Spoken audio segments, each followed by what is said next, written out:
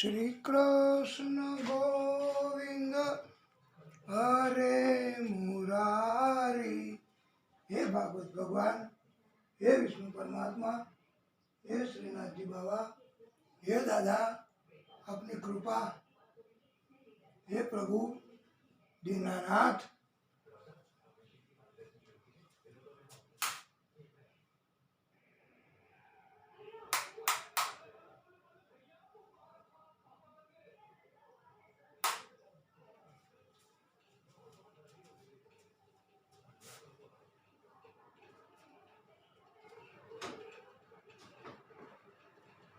हे नारायण प्रभु, हे दादा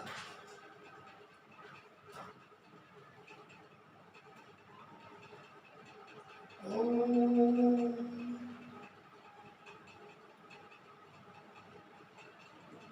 श्री हरि।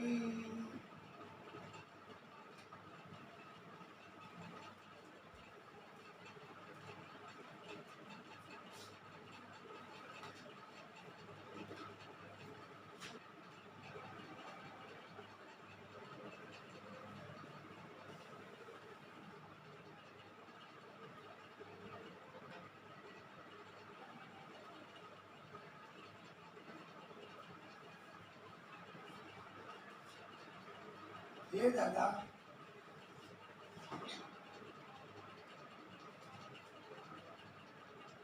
हे विष्णु परमात्मा,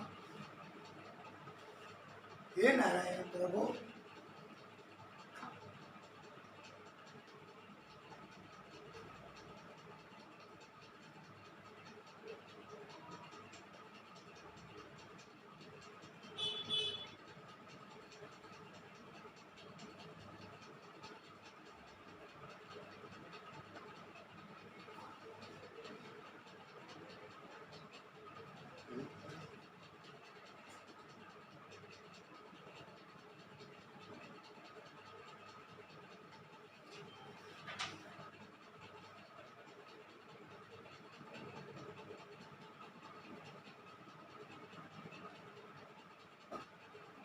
बोलिए भागवत स्वरूप भगवान की जय। विष्णु परमात्मा श्री हरि की जय। आ ध्रुवना वंशમાં સર્વ તેજસ ને ચાક્ષુષ નામે પુત્ર થયો છે। આ ચાક્ષુષ એ મનુ બન્યા છે। આ ચાક્ષુષ પ્રથમ મનુ થયા તે પછી બધા તેના વંશને મન્વંતર કહે છે। આ ચાક્ષુષ અને તેના પત્ની નંગવલા એને 12 પુત્રો થયા છે। આ 12 પુત્રો એમાં એક ઉલ્મુક નામનો પુત્ર થયો। આ ઉલ્મુકને 6 પુત્ર થયા છે। આ 6 પુત્રોમાં એક અંગ નામનો પુત્ર થયો। આ અંગને વેન નામે પુત્ર થયો છે। ધ્રુવજીના વંશમાં આ વેન એ જ રાજા બન્યો છે। આ રાજા વેન એને એવો બોધ આપ્યો, ઋષિઓ બ્રાહ્મણો તથા દેવોને સંતોનો, હે રાજન તમે માન સન્માન જાળવજો। આવો બોધ વેન રાજાને આપ્યો એટલે આ વેન રાજા એ સૌ ગુસ્સે થયો બધા ઉપર જુલમ ગુજારવા લાગ્યો અને પોતે એમ કહેવા લાગ્યો કે હું જ ભગવાન છું, મને જ તમારે ભગવાન ગણવાના છે. ઋષિઓ અને બ્રાહ્મણો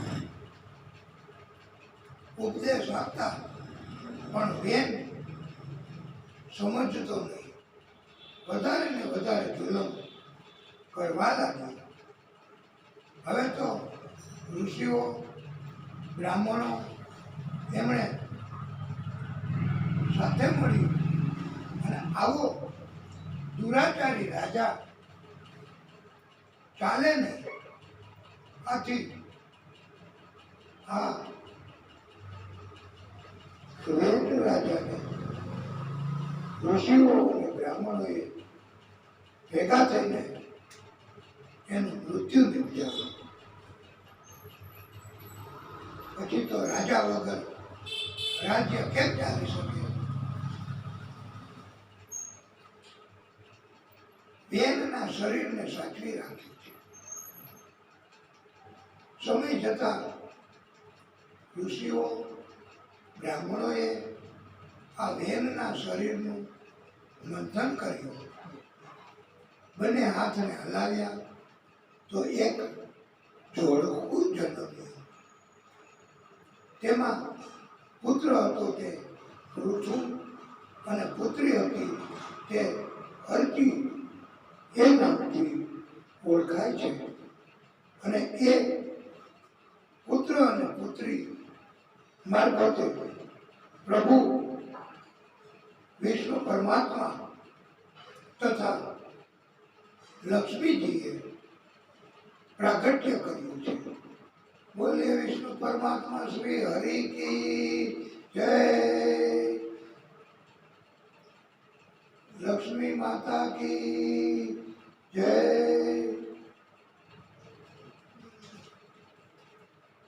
પૃથ્વી ભગવાનના સમયમાં પૃથ્વી અનાજ આપતી નહીં. બાણનો ટંકાર કર્યો, પૃથ્વીને પડકાર કર્યો અને પૃથ્વીનો બચાવ કરવા માટે ગાયનું રૂપ ધારણ કરી અને ભાગી નીકળી. પૃથુ રાજા પાછળ પાછળ ગયા. અંતે આ ગાય રૂપ પૃથ્વીએ પૃથુ રાજાને પછી શરણે થઈ અને બિયારણ આપ્યું છે. બિયારણને પૃથ્વીમાં જમીનમાં વાવવાનું આ પૃથુ રાજાના વખતથી શરૂ થયું છે. અને પૃથ્વીની કૃપા અને કરુણાના કારણથી પૃથુ રાજાના સમયમાં ઘણું જ અનાજ પ્રાપ્ત થવા લાગ્યું. અને આ સમયથી જ ખેતીની પ્રથા ચાલુ થઈ એમ કહેવું ખોટું નથી. ધ્રુવ પછી પૃથુ રાજાએ ધર્મ મુજબ કાર્યો કર્યા, ધર્મનું સંસ્થાપન કર્યું, ઘણા અશ્વમેધ યજ્ઞો પણ કર્યા. 108મો અશ્વમેધ યજ્ઞ ચાલુ હતો અને તે યજ્ઞનો અશ્વ કોઈને ખબર ન પડે તેમ અદ્રશ્ય રીતે ઇન્દ્રએ લઈ લીધો. પૃથુ રાજાનો એક પરાક્રમી પુત્ર ઇન્દ્ર પાસેથી આ યજ્ઞના અશ્વને છોડાવી લાવ્યો. આ પરાક્રમના કારણથી આ પૃથુ રાજાના પુત્ર કે જે યજ્ઞનો અશ્વ છોડાવી લાવ્યો છે એ પુત્રને હવે બધા વિજિતાશ્વ એ નામથી ઓળખવા લાગ્યા. વિજિતાશ્વ ઉપરાંત પૃથુ રાજાને બીજા 4 પુત્ર પણ થયા છે. ધૂમ્રકેશ, હર્યસ્વ દ્રવિણ વ્રક. અશ્વમેધ યજ્ઞ એટલે અશ્વને છૂટો મૂકવો, કોઈ પકડે નહીં, કોઈ યુદ્ધ ન કરે, બધા શરણે થઈ જાય, પછી અશ્વને યજ્ઞમાં હોમી દેવું, આવો અર્થ કરવાનો નથી. અશ્વનો અર્થ, અશ્વ એટલે રાષ્ટ્ર, એવો અર્થ થાય છે. મેધ એટલે ઉન્નતિ. આમ રાષ્ટ્રની ઉન્નતિ એટલે અશ્વમેધ. અને યજ્ઞ એટલે વિધિપૂર્વક યજ્ઞ કરવા તે. આમ પૃથુરાજા પણ પછી અંત સમયમાં વનમાં ગયા છે. એમની સેવા બાદ એમના દેહનો અગ્નિ સંસ્કાર કરી અર્ચી રાણી એ પણ અગ્નિમાં પ્રવેશ કર્યો. આખરે ધામમાં બધા ગયા છે બંને.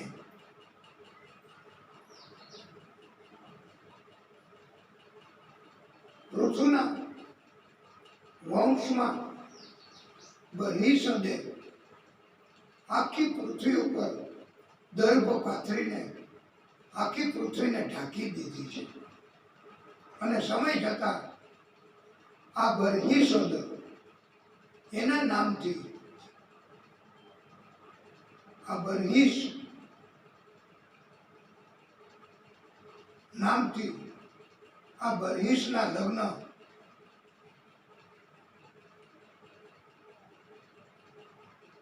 સમુદ્રની પુત્રી શતદ્રુતિ સાથે થયા છે.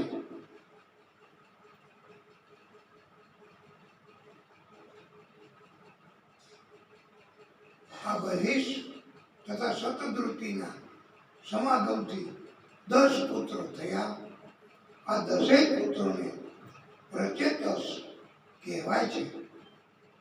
10 પ્રચેતસને સમુદ્ર કિનારે મહાદેવજીએ દર્શન આપ્યા છે.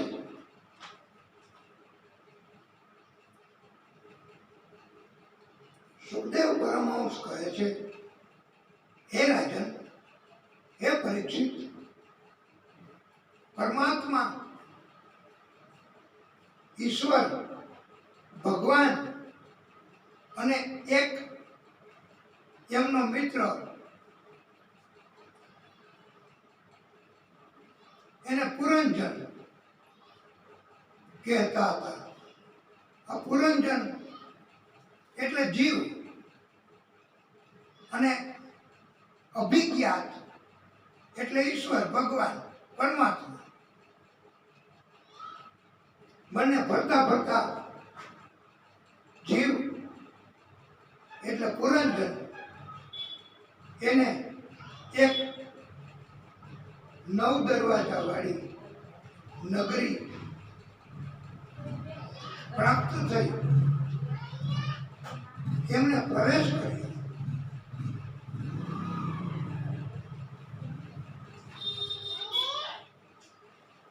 ઈશ્વરે તેમને રોક્યો,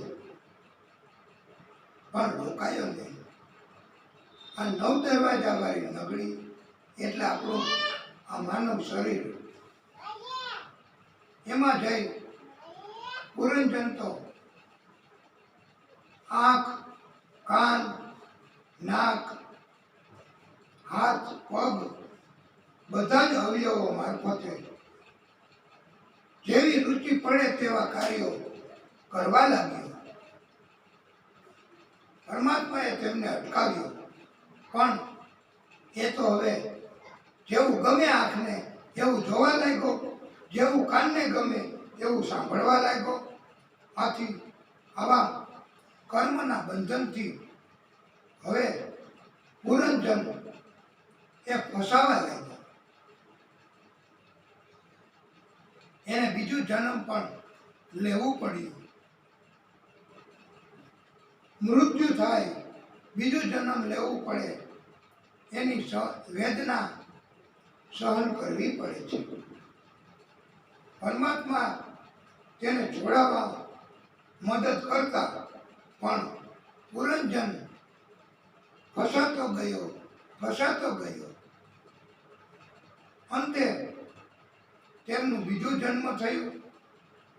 બીજા જન્મમાં તેમનું નામ પુરંજની રાખ્યું અને તે સ્ત્રી તરીકે જન્મી અને તેનું લગ્ન એક રાજકુમાર સાથે કર્યું. સમય પસાર થયો એટલે એ રાજકુમાર એના પણ કર્મના કારણથી એનું મૃત્યુ થયું. આ પુરંજની કલ્પાંત કરવા લાગ્યા. આખરે અભિજ્ઞાત એટલે એમનો મિત્ર એમણે સમજાવ્યું કે આ બીજો જન્મ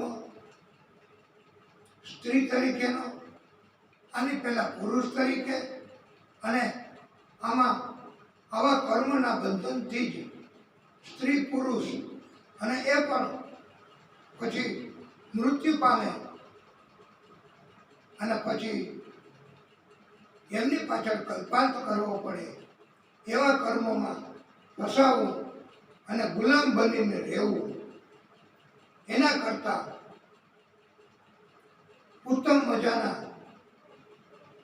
કર્મો કરવા અને કર્મના બંધન આવે નહીં, માયા લાગે નહીં, એટેચમેન્ટ જાગે નહીં, એવી રીતે જીવન પસાર કરવું. આમ કરવાથી અંતે બીજો જન્મ થતો અટકે છે અને ઉત્તમ ધામ પ્રભુનું પ્રાપ્ત થાય છે. આવો ઉપદેશ આપી પુરંજનને ભગવાને એટલે અભિખ્યાતે કર્મના બંધનોમાંથી મુક્ત કર્યો અને એમના બીજા જન્મ થતા અટક્યા છે. આપણે પણ આવી રીતે જ છે. આપણે કર્મના બંધનમાં ફસાતા જઈએ છીએ.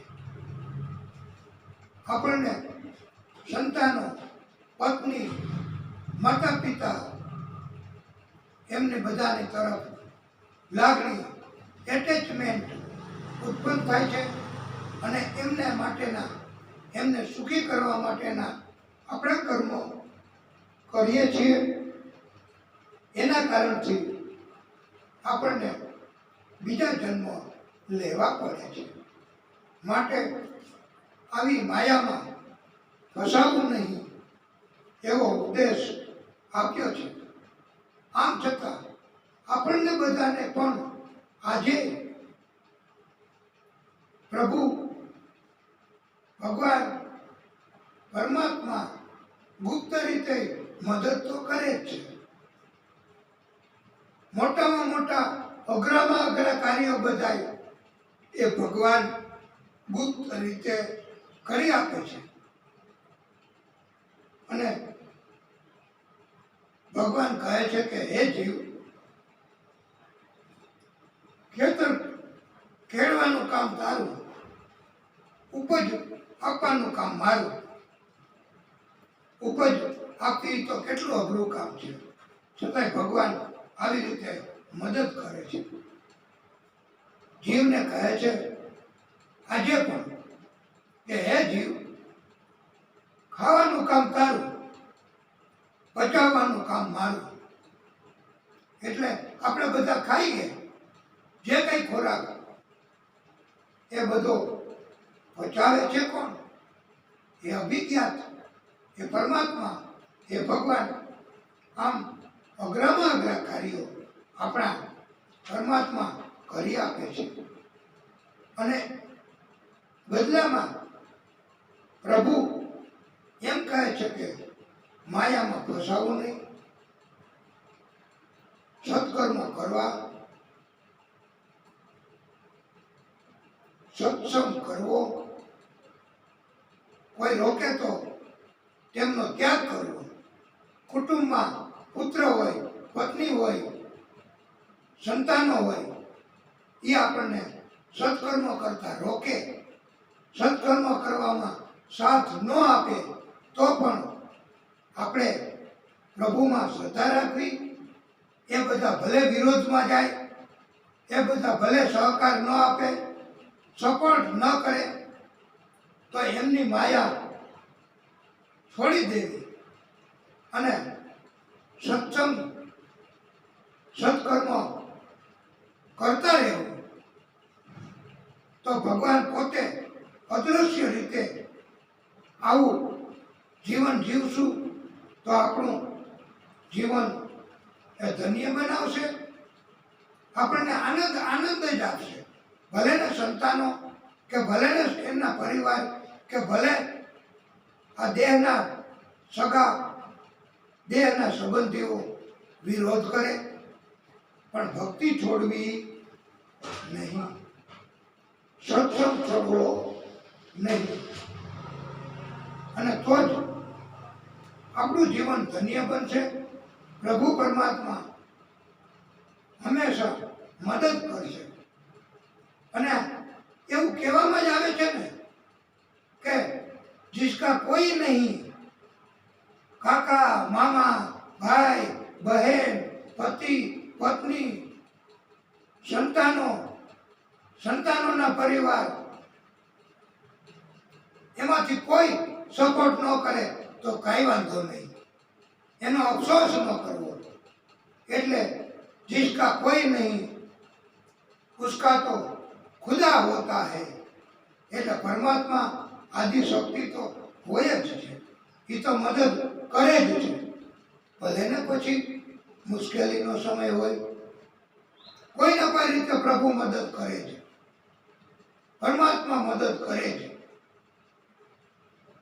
અને બધા જ દેહના સંબંધીઓ સપોર્ટ કરશે તોય એ માત્ર ને માત્ર એમના સ્વાર્થ પુત્ર જ સપોર્ટ હશે. એમનો સ્વાર્થ પૂરો થઈ જાય પછી કોઈ ટેકો દેવાના નથી.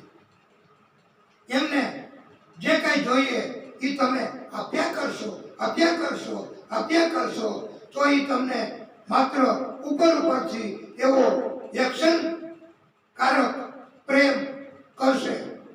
પણ એમ કહેવામાં આવ્યું છે કે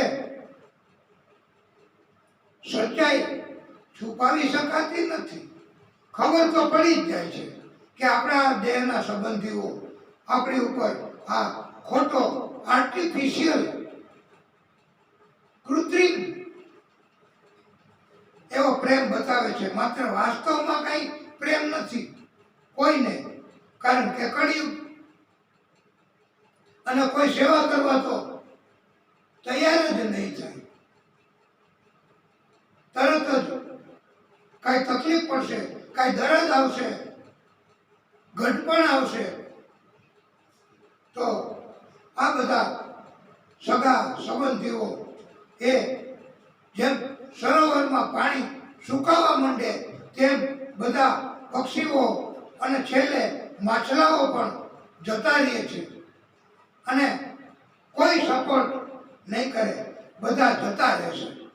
કારણ કે હવે એમને કાંઈ મળવાનું નથી અને કાંઈ મળવાનું નથી. એમનો સ્વાર્થ હવે સિદ્ધ નહીં થાય. હવે તો એ પછી પોતાની દિશા, પોતાની ગતિ બદલશે અને પોતે ધન કમાવા પ્રવૃત્તિશીલ રહેશે. અને પછી એ ગમે તે કાર્ય કરવા પ્રેરાશે. પણ કોઈ સપોર્ટ, કોઈ ટેકો, કોઈ સેવા, આ તો કળિયુગ છે એટલે આ કળિયુગમાં કોઈ કરશે નહીં. અને કદાચ વારસો મેળવવા, સંપત્તિ મેળવવા ખોટો વહુ દીકરા સંતાનો એવો પ્રેમ બતાવશે તો એ ખબર તો પડી જ જાય હો વૈષ્ણવો કે હવે આ લોકો મારી પર આ સ્વાર્થ અને મિલકત માટે જ પ્રેમ કરે છે.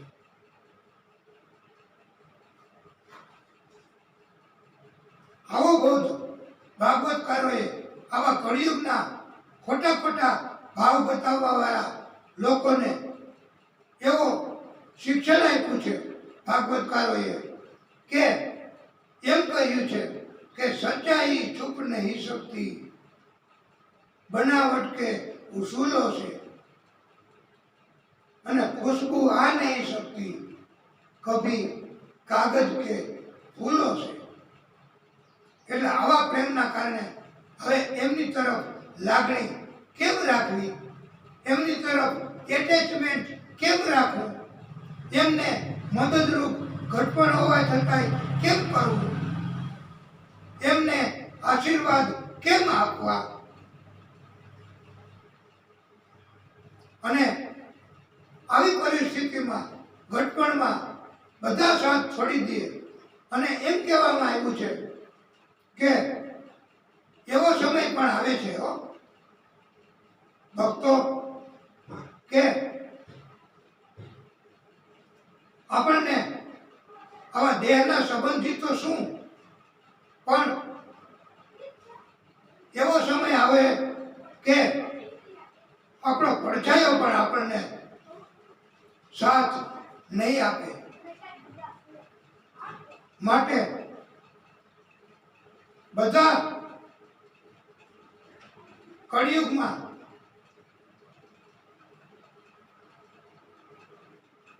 વૃદ્ધ માતા પિતાથી કંટાળે એમને વૃદ્ધાશ્રમમાં મોકલે છે. ત્યાં અમે તમને બધું આપશું, ધન પણ આપશું, પણ એ વૃદ્ધ એ માતા પિતા બધું સમજતા તો હોય જ છે, પણ પછી શું કરે? પ્રભુનું ભજન થાય એટલું કરે.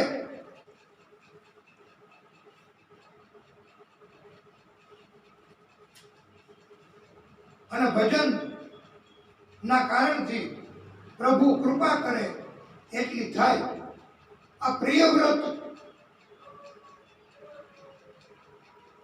નામના મહાન પરાક્રમી રાજા, એમને પણ 2 રાણી અને 14 સંતાનો હતા. 2 રાણી વચ્ચે 11 અબજ વર્ષ સુધી રાજ્ય અને ભોગવ્યા છે. અને સૂર્યની પાછળ ભૂમિમાં છે. એમના રથના ખાડા પડ્યા, એમાં સમુદ્ર ના પાણી ભરાયા અને 7 દ્વીપ ઉત્પન્ન થયા. અને પ્રિયવ્રત રાજાએ દરેક દ્વીપ ઉપર પોતાના એક પુત્રને રાજા તરીકે નિયુક્ત કર્યા છે.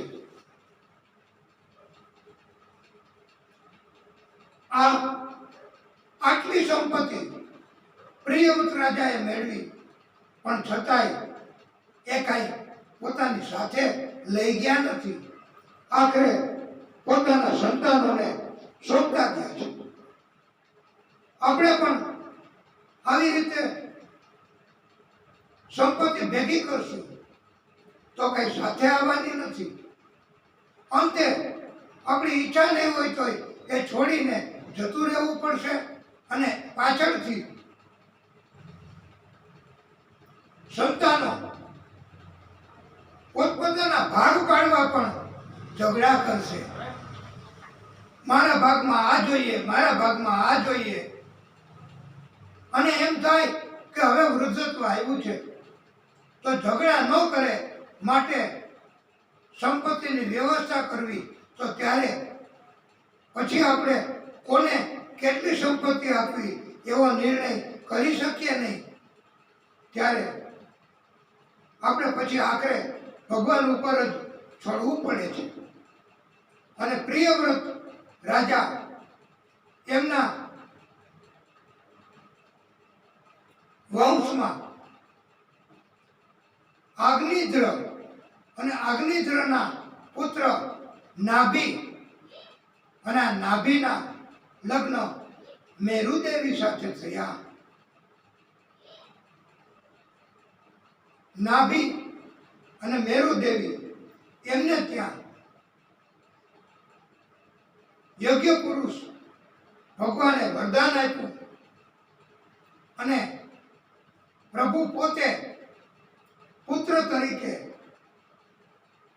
પ્રગટ થયા છે અને એ વૃષભદેવ તરીકે ઓળખ્યા છે. બોલીએ વૃષભદેવ ભગવાન કી. આ વૃષભદેવજી રાજાભાઈના એના રાજ્યમાં પણ ઇન્દ્ર વરસાદ નહોતા કરતા અને એના રાજ્યના ખંડને અજનાબ ખંડ તરીકે ઓળખવામાં આવે છે. વૃષભદેવજીએ પોતાના યોગના બળથી આ પોતાના અજનાબ ખંડમાં વૃષ્ટિ કરાવી છે, વરસાદ લાવ્યા છે અને આ સમય જતા અજનાબ ખંડ એ આપણે ભારત તરીકે ઓળખીએ છીએ. નાભી રાજા પણ અંતકાળે બદ્રિકાશ્રમમાં ગયા, તપ કર્યું અને ધામમાં ગયા છે. વૃષભદેવના લગ્ન ઇન્દ્રની પુત્રી જયંતી સાથે થયા અને વૃષભદેવ તથા જયંતી એના સમાગમથી 100 પુત્રો એમને થયા છે. આ વૃષભદેવને 100 પુત્ર થયા છે. આ બધા પુત્રોને બોલાવી અને વૃષભદેવે ઉત્તમ મજાનો બોધ આપ્યો છે. કળિયુગમાં આપણે 2 પુત્ર હોય તો એને બોલાવીને બોધ આપતા નથી, આપી શકતાય નથી, કારણ કે આપણી પાસે હોય તો આપણે આપીએ ને. જ્ઞાન, ભક્તિ, તપ અને કોઈ લેવા તૈયાર હોય તો લે ને. સંતાનો પૈકી આપણી તો ઈચ્છા હોય પણ એમને રુચિ હોય તો ને. એને તો ભોગ ભોગવવા, ધન કમાવવું, સ્વાર્થ મેળવવો, સિદ્ધ કરવો, એવા જ કર્મ કરવા કે જેમાં પોતાનો સ્વાર્થ હોય. પણ બોધ ઉપદેશ મેળવવા આ કળિયુગમાં મોટે ભાગે કોઈ તૈયાર હોતા નથી. એમને સ્વાર્થ હોય, એમને લાલચ જાગે તો અમેરિકામાં બોલાવો, બધી સફળતા કરી આપો અને એ તો વિમાનમાં બેસી જાય અને અમેરિકા અને ત્યાંથી કમાણી કરીને પાછા આવશું એવા સપના, અને એમાં પછી અહીંયા એ આરામથી જીવન પસાર કરશું, આવા સપના, આવા સ્વાર્થ. એના કારણથી એમને તમે અમેરિકા બોલાવો, બધી સગવડ કરી આપો તો ડોલતા ડોલતા, આનંદ કરતા કરતા એ તો અમેરિકા જશે. પણ તમે એને પોતાની પાસે બોલાવશો કે હે પુત્ર મારી પાસે આવ, હું તને ઉપદેશ આપું છું, તો એ કે અમને કઈ ટાઈમ છે, અમે કઈ નવરા છીએ, અમારે બધી જવાબદારી છે બાપા, અમારે હજી જીવન એના સંબંધો બધા સાથે જાળવવાના છે. અમે અત્યારે આપની પાસેથી બોધ લેવા નવરા નથી, અમારે ટાઈમ નથી. બસ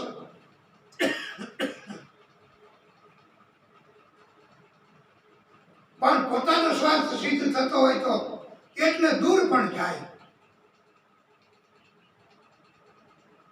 અત્યારે કળિયુગ છે એટલે આવા પ્રકારનું માનસ સંતાનોનું પણ હોય છે. પણ એ તો વૃષભદેવ એમના સંતાનો 100 પુત્ર હતા તો પણ બધાય આવી ગયા હો. અને પિતાશ્રી આપ અમને ઉત્તમ બોધ આપો. બધા બોધ લેવા માંડ્યા અને બધાને વૃષભદેવજી કે જેમણે વૃષભદેવજી ના સ્વરૂપમાં વિષ્ણુ પરમાત્મા એ જ પ્રાગટ્ય કર્યું છે, એટલે વૃષભદેવજી એ પોતે ઉત્તમ બોધ પોતાના પુત્રને આપ્યો છે.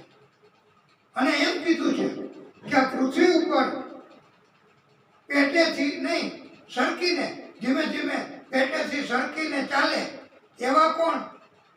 જેને પગ જ ન હોય એવા જીવજંતુઓ, તો એ સરપ ને એવા,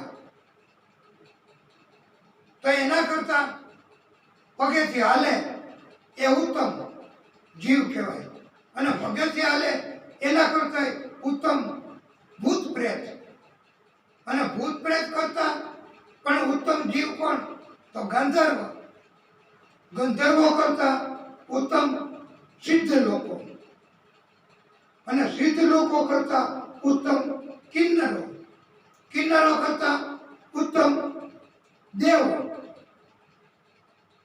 દેવો કરતા ઉત્તમ ઇન્દ્ર. ઇન્દ્ર કરતા ઉત્તમ બ્રહ્મા. અને એના પુત્ર દક્ષ. અને દક્ષ કરતા ઉત્તમ મહાદેવ. અને મહાદેવ કરતા ઉત્તમ બ્રહ્મા. અને બ્રહ્મા કરતા ઉત્તમ હું. એટલે વૃષભદેવજી, એટલે વૃષભદેવજીની અંદર વૃષભદેવજી મારફત પ્રાગટ્ય કર્યું છે એ વિષ્ણુ પરમાત્મા પોતે. અને એટલે એમ કીધું છે કે હું બ્રહ્મા કરતા ઉત્તમ. અને મારા કરતા ઉત્તમ કોણ? ત્યારે વૃષભદેવજીએ કહ્યું છે કે હે પુત્રો, મારા કરતા ઉત્તમ બ્રાહ્મણ છે. બ્રાહ્મણ ને હું પૂજનીય માનું છું. આમ વિષ્ણુ પરમાત્મા કહે છે વૃષભદેવ સ્વરૂપે અવતાર ધારણ કરીને પ્રાગટ્ય કરીને પોતાના પુત્રને ઉપદેશ આપે છે. એટલું જ નહીં, પણ ભાગવતકારો આપણને આ ભાગવત કથા મારફતે આવો ઉત્તમ મજાનો બોધ આપે છે. અને એમણે પોતાના મુખેથી કહ્યું છે કે બ્રાહ્મણો ઉત્તમ છે. અને બ્રાહ્મણ એમનું મહત્વ પણ વૃષભદેવજીએ સમજાવ્યું છે. અને કહ્યું છે કે બ્રાહ્મણોનું શરીર એ દેવરૂપ શરીર છે. અને બ્રાહ્મણોમાં સમ, દમ, સત્ય, અનુગ્રહ, ક્ષમા, તપ, અનુભવ આવા 8 ગુણો છે. અને પરમાત્મા શ્રી હરિ એના મુખેથી પ્રથમ વેદ અને પછી બ્રાહ્મણો ઉત્પન્ન થયા છે. એટલે બ્રાહ્મણોને ઉત્તમ ભોજન કરાવો. બ્રાહ્મણોને સંતુષ્ટ કરવાથી વિષ્ણુ ભગવાન પરમાત્મા શ્રી હરિ પોતે રાજી થાય છે. અને યજ્ઞ કરીએ ત્યારે સ્વાહા એવું બોલવાય ત્યારે એટલે અગ્નિનું મુખ ખુલે ત્યારે એમાં હોમવાનું હોય છે. અગ્નિ મારફત અને બ્રાહ્મણ મારફત વિષ્ણુ પરમાત્મા બધું ગ્રહણ કરે છે. એ સિવાય કોઈ રીતે વિષ્ણુ પરમાત્મા આપણું કાંઈ બીજાનું પૃથ્વી ઉપરના જીવનનું કાંઈ ગ્રહણ કરતા નથી. બ્રાહ્મણ અચાનક વધારે તો ભાગ્ય ખુલ્યા એમ માનવાનું. અને સત્સંગી હોય, ધર્મપ્રેમી હોય, કથા પ્રેમી હોય, કથા કહેતા વક્તાઓ હોય તો એમને તો આપણે બહુ માન સન્માન આપવું, ઉત્તમ ભોજન કરાવવું, એમને સંતુષ્ટ કરવા. તો આપણને ભગવાન પોતે કૃપા કરી અને આપણું ભાગ્ય ઊંચનું બનાવશે. એમને દક્ષિણા આપી અને બ્રાહ્મણો પણ ભગવાન તથા ઋષિઓના જ વંશજ છે. અને ઋષભદેવજીએ કહ્યું છે કે હે પુત્રો, ઉત્પત્તિ એવ વિપ્રસ્ય મૂર્તિ ધર્મસ્ય શાશ્વતી સહિ ધર્માર્થમ ઉત્પન્નો બ્રહ્મ ભૂપાય કલ્પતે. અર્થાત બ્રાહ્મણનો જન્મ એ પોતે જ કોઈ ધર્મનો અવતાર, ધર્મની ઉત્પત્તિ છે. કારણ બ્રાહ્મણ પોતે જ ધર્મ, અર્થ અને મોક્ષ આપવાવાળા છે. માટે જ આ મોક્ષ બ્રાહ્મણો આપી શકે, ધર્મ આપણને શીખવી શકે અને અર્થ પણ બ્રાહ્મણોના આશીર્વાદથી ધન પણ મળી શકે છે. અને એમ કહેવામાં આવ્યું છે, બ્રાહ્મણો જાયમાનો હિ પૃથ્વી વ્યામ દ્વિજાયતે ઈશ્વર સર્વભૂતાનામ ધર્મ પોષસ્ય ગુપ્તયે. અર્થાત બ્રાહ્મણ જન્મે ત્યારથી જ પૃથ્વી ઉપર શ્રેષ્ઠ જીવ છે. સર્વ પ્રાણી, જાતિ, ધર્મ તથા વર્ણ એમાં બ્રાહ્મણ બધાથી ઉપરી છે. વર્ણાશ્રમ ધર્મનું રક્ષણ કરવાનું કાર્ય ભગવાન વિષ્ણુ પરમાત્માએ બ્રાહ્મણોને સોંપ્યું છે. બ્રાહ્મણના સમૂહના દર્શન કરવાથી પાપના ઢગલા ને ઢગલા હોય તો તાત્કાલિક નાશ થાય છે. બ્રાહ્મણને પગે લાગવાથી કલ્યાણ થાય છે. બ્રાહ્મણની પૂજા કરવાથી ઈશ્વરનું પદ મળે છે. આ બધું અમે પોતે અમારા ઘરનું નથી કહેતા. ભાગવતજીની અંદર આ બધું ભાગવતકારોએ લખ્યું છે. અને એટલે તો એ શ્લોકનું પણ ઉચ્ચારણ કરીએ છીએ. અને ભાગવતજીની કથા શરૂ થાય તો ભાગવતજીની કથા શરૂ કરતા પહેલા વ્યાસ એટલે કથાના વક્તાશ્રી એમનું પૂજન કરવાનો અધિકાર એ માત્ર ને માત્ર કથાના આયોજકને જ છે, બીજા કોઈને નથી, એવું ભાગવતકારોએ કહ્યું છે. અને એટલે જ આપણે પણ આ કથા કરી. શરૂઆતમાં જ આયોજકશ્રીએ પૂજન કરવા સ્વરૂપે વક્તાશ્રીનું સન્માન કર્યું. વ્યાસપીઠ ઉપર બિરાજમાન થયા ત્યારે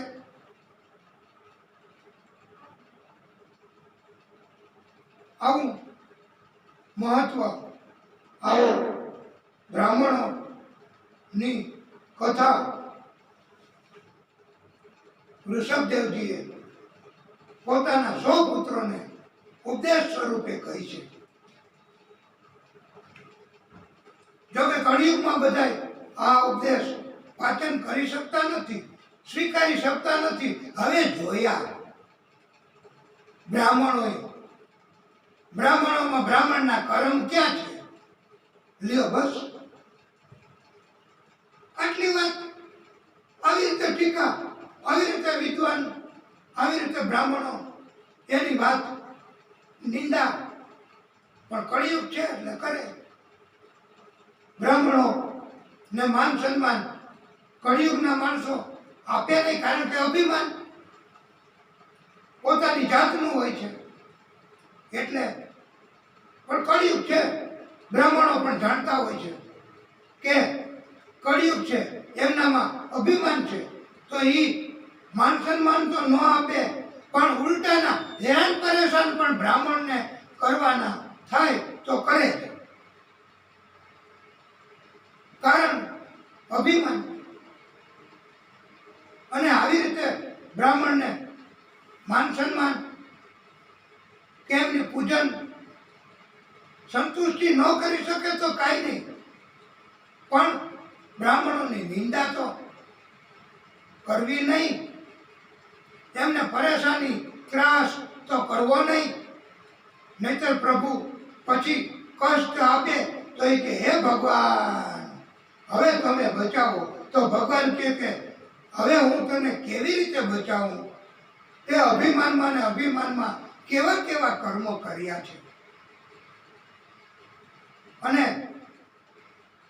એવો પણ બોધ આપ્યો છે કે આખું જગત દેવતાઓને આધીન છે, દેવોને આધીન આખી જગત પૃથ્વી. અને દેવતાઓ કોને આધીન? તો દેવતાઓ મંત્રને આધીન. મંત્ર બોલો એટલે દેવતાઓ પ્રગટ થાય છે. અને મંત્ર કોને આધીન? મંત્ર બ્રાહ્મણોને આધીન છે. વૈષ્ણવો, બ્રાહ્મણ મંત્ર બોલે છે, મંત્રના ઉચ્ચારણ કરે છે, અને એટલે જ દેવતાઓ પ્રસન્ન થાય છે, યજ્ઞ સફળ થાય છે, કથા સફળ થાય છે, જીવન ધન્ય બને છે. અને એમ પણ કહ્યું છે કે વેદ અને બ્રાહ્મણ એમના વગર ઉત્તમ બુદ્ધિ નહીં આવે. ઉત્તમ બુદ્ધિ જ્ઞાન એ વેદ અને બ્રાહ્મણ વગર સંભવિત નથી. અને ગાય એમના વગર ગતિ, ઉન્નતિ, પ્રગતિ કે મોક્ષ નથી થવાનો. એટલે ગાય માતાની સેવા પણ કરવી જોઈએ. ગાયને માતા અત્યારે મોટે ભાગે કળિયુગમાં ક્યાં કોઈ માને છે? દેખાવ કરવા માટે, બસ અમે ધર્મ કરીએ છીએ એના માટે. પણ શ્રદ્ધાપૂર્વક ગાયનું પૂજન અને ગાયને માતા તરીકે માનતા હોય તો ગાયને શું આવી રીતે ગલીએ ગલીએ ભટકવું પડે? ગાયને, ગાય માતાને ઘરે ઘરે જવું પડે? અને એટલું જે કઈ હોય અને ન હોય તો અને છતાંય ગાય માતા ન જાય તો એમને મારવું, એવું કરે છે. અને મોટે ભાગે ઘણા થોડા સમજદાર હોય તો પાણી છાંટીને પણ ભગાડે છે. આવી દશા ગાય માતાની આપણે અત્યારે જોઈએ છીએ. એનું કારણ માત્ર ને માત્ર કળિયુગ. અને આપણને કોઈ ઉત્તમ જ્ઞાન આપણે લેવું પણ નથી. અને આપણને કોણ આપે? જે જ્ઞાન આપે એને જ આપણે માનતા નથી, ગુરુને માનતા નથી, શિક્ષણ આપે એને માનતા નથી, કથા કહે સંભળાવે એને પણ આપણે માનતા નથી. પછી કોણ ઉત્તમ જ્ઞાન આપવાનું?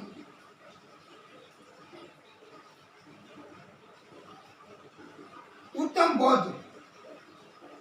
અને બ્રાહ્મણોને બચાવવા માટે તો ભગવાન કૃષ્ણએ યુદ્ધ મેદાન છોડીને ભાગી ગયા છે. એ કથામાં આપણે પછી આગળ આવશે.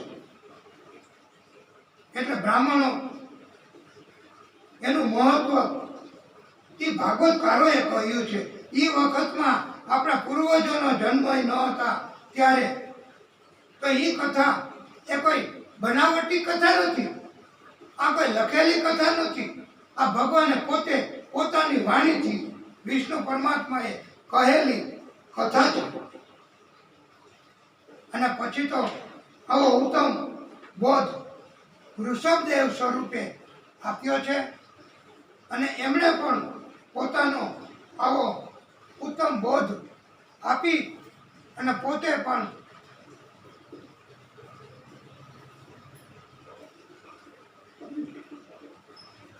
પ્રભુએ ઉત્તમ અવતાર ઋષભદેવ સ્વરૂપે લીધો અને ઉત્તમ પ્રકારનો બોધ આપ્યો છે. પછી પોતે ધામમાં ગયા.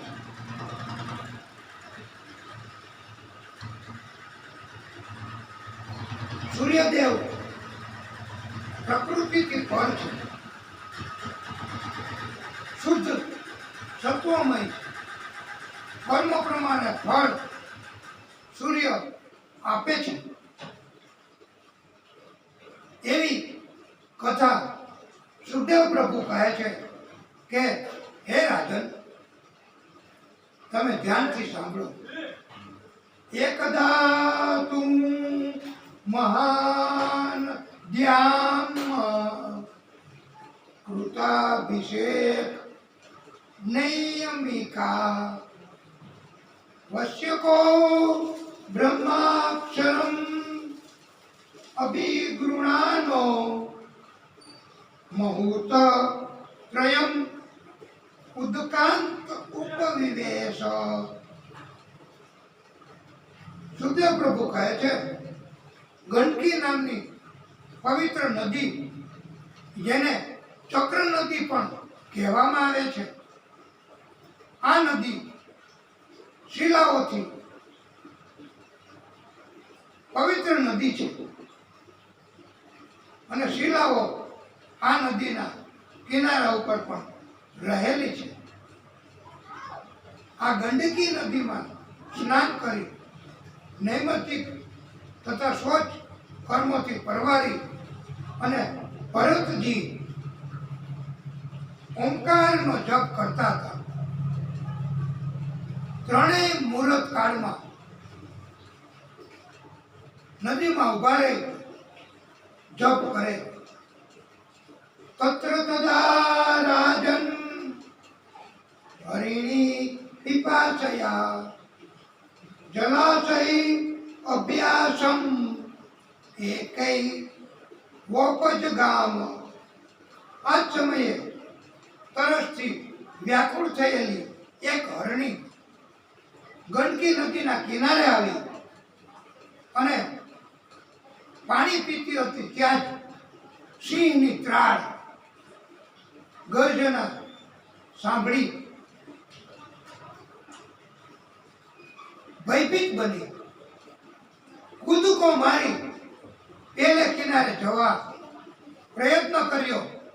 હરણી તો પેલે પાર પહોંચી ગઈ, પણ વચ્ચે નદીમાં એનો ગર્ભ સ્રવી ગયો. હરણનું બાળ ગંડકી નદીમાં તણાવા લાગ્યું અને ત્યારે આ ભરતજીએ જોયું, એમને બચાવ્યું અને બચાવ્યા પછી એમને આશ્રમમાં લાવ્યા. એમનું પોષણ કરવા માંડ્યા. પોષણ કરતા કરતા કરતા એ હરણ બાળ એમાં એ મોટું થવા લાગ્યું અને ભરતજીને પછી હવે ભક્તિના કાર્યમાં સમય હતો, એ હવે હરણ બાળને આપવા લાગ્યા. હરણ બાળના બધા કાર્યો ભરતજી કરવા માંડ્યા. ભરતજીના બધા કાર્યો પરમાત્મા તરફના હતા, એ હવે હરણબાળ તરફ થવા લાગ્યા. હરણબાળ ક્યાં છે? હરણબાળ એમને કાંઈ લીધું? એમને કાંઈ હવે જરૂર છે? એ જાગે છે કે સૂવે છે? આવી રીતે એમની માવજત કરવા લાગ્યા અને ન દેખાય હરણબાળ તો વ્યાકુળ બની જતા હતા. આવી રીતે ભરતજી હવે જીવવા માંડ્યા. એવામાં બીજા હરણ નીકળ્યા અને હરણ બાળે જોયું તો એ હરણનું બાળ હવે પુખ્ત થયું, એટલે બીજા હરણની સાથે સાથે એ તો જતું રહ્યું. ભરતજીએ ગોત્યું, હરણ બાળ મળ્યું નહીં. એની ચિંતામાં ને ચિંતામાં ભરતજીનું મૃત્યુ થયું. મૃત્યુ સમયે પણ હરણના બાળની ચિંતા કરતા હતા. એટલે ભરતજીને બીજો જન્મ હરણ તરીકે લેવો પડ્યો.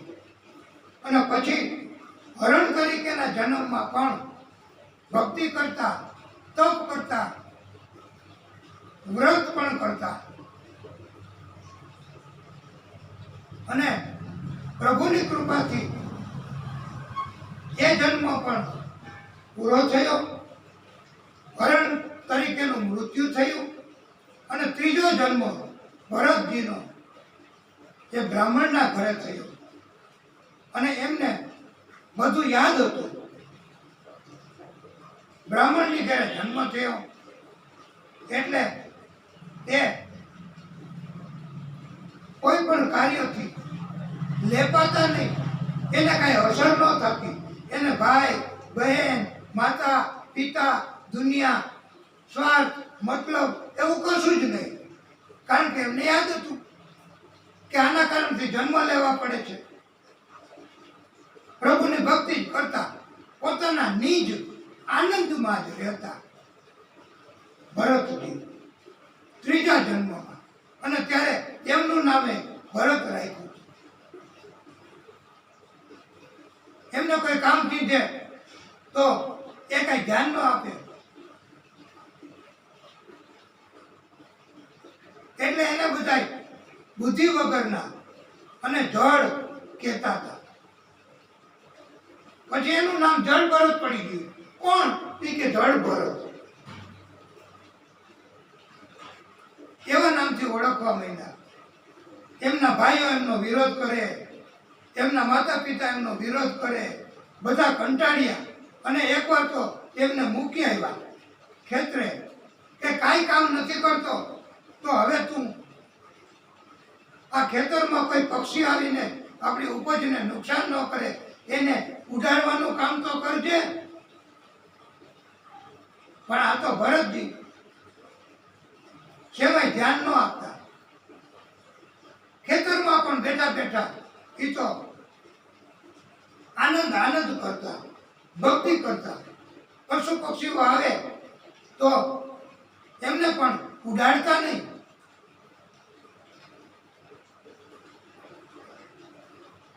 ઉલટાનું એવું કીધા ભક્તિમાં લીન થઈને, रामजी की चिड़िया रामजी का खेत, खाओ मेरी चिड़िया भर भर पेट. આપણે તો માગવા આવે એ નહીં, અનાજ નથી આપી શકતા, જમાડી નથી શકતા. કારણ કે પ્રભુ કૃપા નથી કરતા. કળિયુગ છે. એક વાર તો એક રાજા એમને મહાકાલી માતાજી એમની માનતા કરી હતી કે હું તમને જીવતા માણસની બલિ ચડાવીશ. એનું કામ તો થઈ ગયું. પછી માણસ ક્યાં ગોતવા જવા? એમણે જાહેરાત કરી કે મને કોઈક માણસ આપી જાઓ, તમે કહેશો તેટલું ધન આપીશ. તો આવી જાહેરાતના કારણે 3-4 લૂંટારા, ચોર લોકો, યુક્તિબાજ માણસો, કપટ કરવાવાળા માણસો ભેગા થયા અને આ ભરતજી પાસે આવ્યા. અને ભરતજીને સમજાવી, ફોસલાવી, ગમે તેમ કરી અને ત્યાં રાજા પાસે લઈ ગયા. ભરતજીને તો કાંઈ ધ્યાન જ ન આપતા. રાજા પાસેથી ગુપ્ત રીતે ઘણું ધન મેળવી એ તો વયા ગયા. રાજાએ આ ભરતજીને શણગાર્યા, સ્નાન કરાવ્યું, વસ્ત્રો અલંકારો અપાવ્યા. પણ ભરતજીને કાંઈ ધ્યાન જ નહીં, એને કાંઈ અસર જ નહીં. આવી રીતે તપ કરતા હતા. વધસ્તંભ આગળ લઈ આવ્યા. એમને વધ કરવા માટે તૈયારી થઈ ત્યાં તો એ ભદ્રકાલી માતાજી પ્રગટ થયા, ચમત્કાર થયો અને માતાજી એને વાચા ઉપડી અને કહેવા લાગ્યા, હે દુષ્ટ રાજા, આ બ્રાહ્મણ જીવતો પુરુષ એમની બલિ ચડાવવાની હોય?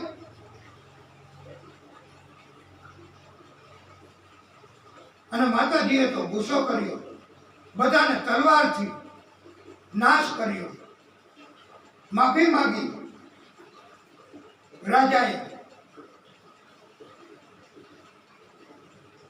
ઘણાના મૃત્યુ થયા, માતાજીએ ગુસ્સો કર્યો પછી શાંત થયા છે. અને પછી તો ભરતજીને પણ બચાવ્યા છે. આવી રીતે વાસ્તવમાં જ જેને કઈ ખબર નથી પડતી, વાસ્તવમાં જ હકીકતમાં જ જેને કાંઈ સમજણ નથી, એવા નિર્દોષ એવા માણસને પણ માતાજી સ્વરૂપે પ્રભુ બચાવે છે. તો આપણને તો ખબર પડે છે વૈષ્ણવો, આપણે તો જાણીએ છીએ કે આવું ન કરાય. તો આપણે જે નથી કરવાનું એવું કર્મ કરવાથી દૂર રહીએ તો એ ઉત્તમ પ્રકારની ભક્તિ જ કહેવાય. ન ખાવાનું હોય એવું ખાવાથી દૂર રહીએ, ન પીવાનું હોય એવું પીવાથી દૂર રહીએ તો એ ઉત્તમ પ્રકારની ભક્તિ જ કહેવાય. એક વખત આ જળભરતજીના વિસ્તારમાંથી મહાન રાજા સિંધુ સવેર દેશનો રહુગણ પાલખીમાં બેસી પસાર થતો હતો. ત્યાં તેમણે થોડી વાર વિરામ કર્યો. પછી પાલખી ઉપાડવા વાળો ચારમાંથી એક એમ અસમર્થ બન્યો. હવે બીજો કોને ગોતવા જાવ? આ 3 જણા ગામમાં ગયા, આ જળભરતજીને લઈ આવ્યા અને ભરતજીએ પાલખી તો ઉચકી અને ચાલતા તો થયા જ, પણ આ તો ભરતજી એ કઈ ધ્યાન નથી આપતા કે આ પાલખી એમાં બેઠો રાજા અને ધીમે ધીમે ચાલવું. એ તો કૂદકા મારે, નીચે જોવે, જીવજંતુઓ મરે નહીં એનું ધ્યાન રાખે. અને એના કારણે ક્યારેક લાંબો કૂદકો, ક્યારેક ટૂંકો કૂદકો, ક્યારેક ઊભા રહી જતા અચાનક. અને આવી રીતે બીજા 3ને તકલીફ થતી, રાજાને પણ પાલખીમાં તકલીફ થતી હતી. અને ત્યારે રાજા તો ગુસ્સે થયો અને એમણે ન કહેવાના વચનો ભરતજીને કહ્યા. વ્યંગ ભાષામાં પણ રાજાએ ગુસ્સો પ્રગટ કર્યો અને ટોક ટોક કરી. અને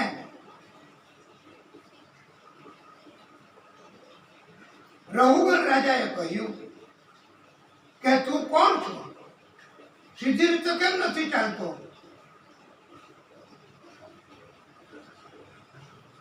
હું તને શિક્ષા કરીશ, હું તને મૃત્યુ આપીશ.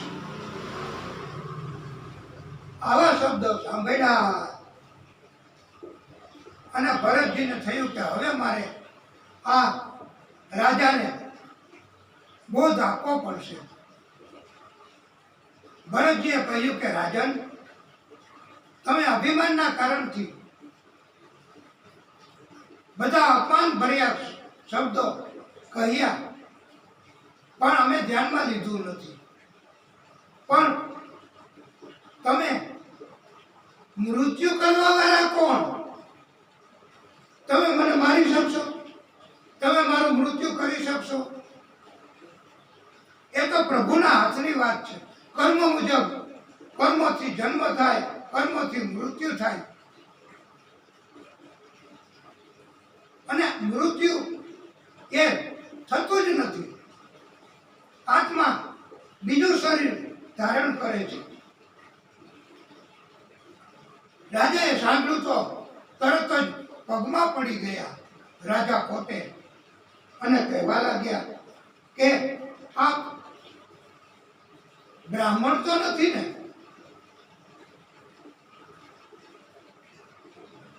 હું રાજા કહે છે કે બ્રાહ્મણથી ડરું છું. બ્રાહ્મણ ગુસ્સે થાય, શ્રાપ આપે, પરેશાન થાય તો બીજો ભાવ પણ બગડે છે. કોઈ દુશ્મની કરીએ તો બીજો દુશ્મન હોય એ આપણને મારી નાખે તો આ જ ભાવ બગડે. પણ બ્રાહ્મણ નારાજ થાય, એનો અપરાધ થઈ જાય તો આવતો ભાવ પણ બગડે છે. એટલે ભાગવતકારો કહે છે કે આપ ભૂદેવ તો નથી ને? ત્યારે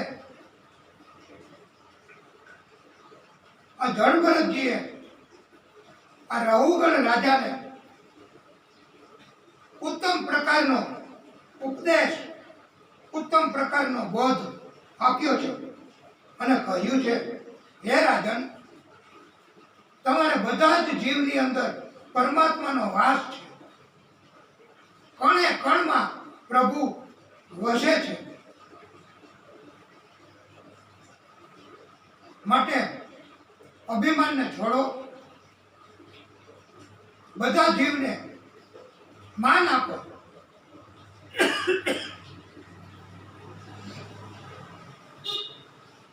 કોઈની અવજ્ઞા કરશો નહીં. અને સાધુ સંત, ભક્ત, વૈષ્ણવ, બ્રાહ્મણ એમની અવજ્ઞા થશે તો તમને ઉત્તમ ગતિ પ્રાપ્ત નહીં થાય.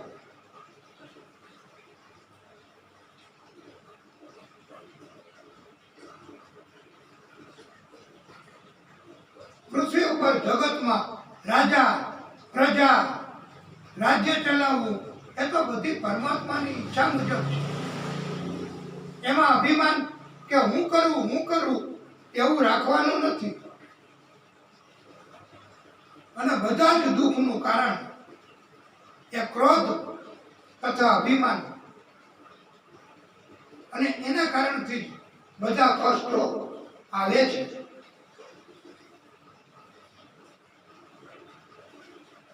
આવો ઉત્તમ પ્રકારનો બોધ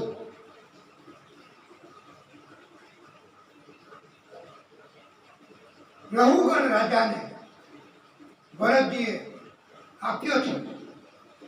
અને ભાગવતજીની આવી ઉત્તમ કથા આપણે કહી છે. હવે આપણે આપણી કથાને ટૂંકો વિરામ કરીશું. બોલીએ ભાગવત ભગવાન કી જય.